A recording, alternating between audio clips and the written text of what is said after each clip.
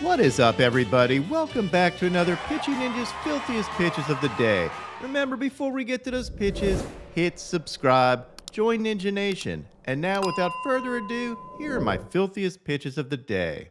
I'm going to start with Austin Davis, who was the opener yesterday. He had 4 strikeouts in 2 1/3 innings, giving up only 1 hit and no runs. He was up against Brandon Woodruff, who was outstanding with 9 strikeouts in 6 1/3 innings, giving up only 1 run. Woodruff's fastball touched 99 miles an hour, and he had some wicked curveballs and changeups. Kyle Bradish had 7 Ks in 5 innings thanks to these nasty breaking balls.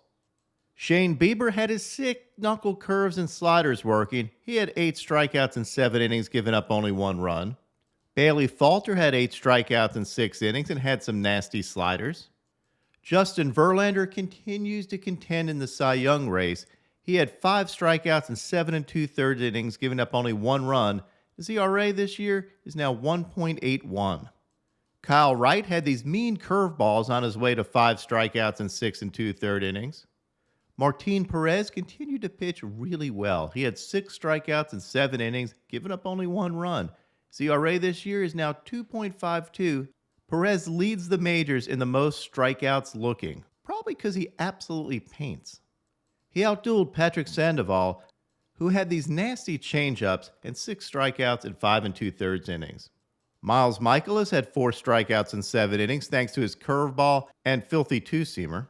Alek Manoah didn't have his best stuff, but he did have these 2 nasty sliders. He also got hit with this comebacker and had to leave the game. X-rays on Manoah were negative, but the ball did sustain some minor damage. You don't mess with Alek Manoah. Sandy Alcantara had a rare bad game, but he did have these 2 strikeouts in the first inning that were nasty. Speaking of bad games, Lance Lynn had himself a bad game, giving up 5 runs. He did have 8 strikeouts and an impressive F-bomb, a true FU fastball. Similarly, Garrett Cole gave up 5 runs, but he did go 6 innings with 9 strikeouts. Nice. And he had a little premature walking off the field as he heads to the dugout after only 2 outs. We play 3 outs at this level, Garrett. I like Sevy signaling to Garrett that there were only 2 outs. I compared these mechanics against Richard Nixon. Identical. Blake Snell had 7 strikeouts in 6 innings, giving up only 1 run thanks to these wicked breaking balls and elevated fastballs. And here's an overlay of an elevated Snell fastball with his curveball. That is a tough combo. My filthiest pitcher yesterday was Alex Cobb. Cobb had 11 strikeouts in 6 innings thanks to these wicked two-seamers and filthy splitters.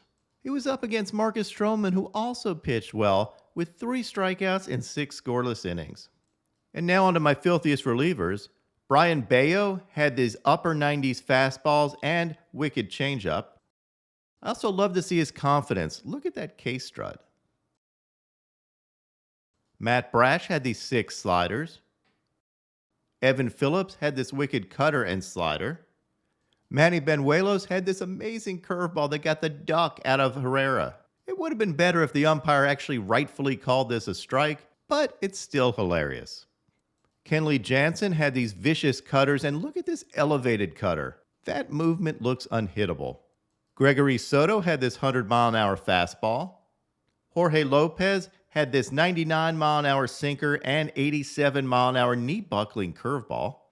Adam Ottavino had this frisbee slider, and I overlaid it with his two-seamer so you can see just how much that slider moves.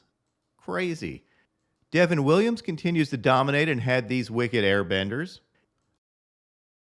Josh Hader had 3 strikeouts in his only inning of work, and look at that sinker. That thing will really eat you up. Emmanuel Clase had this ridiculous 99-mile-an-hour cutter. Look at the movement on that. And then a 93-mile-an-hour slider. The man is a cheat code. You can see why his lifetime ERA is 1.46. Normally, he may have been my filthiest reliever, but my filthiest reliever, cue the trumpets, was Edwin Diaz. Edwin Diaz is a force of nature. He threw a near immaculate inning here. It was barely ruined by a foul ball on the second-to-last pitch of the inning.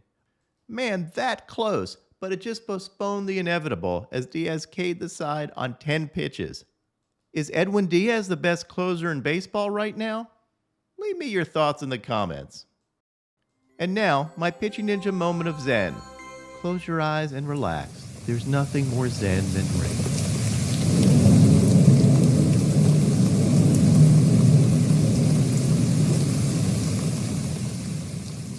What is up, Ninja Nation? My picks of the day today are for Nick Pivetta to have 7 strikeouts or more, and for Clayton Kershaw to have 7 strikeouts or more. I really like Kershaw plus 420 in Colorado, a little Rocky Mountain high. And I like Nick Pivetta, who pitched well last outing after a couple of bad outings. I think he's put it back together. Look for him to rack up the Ks today. What would your pick of the day be?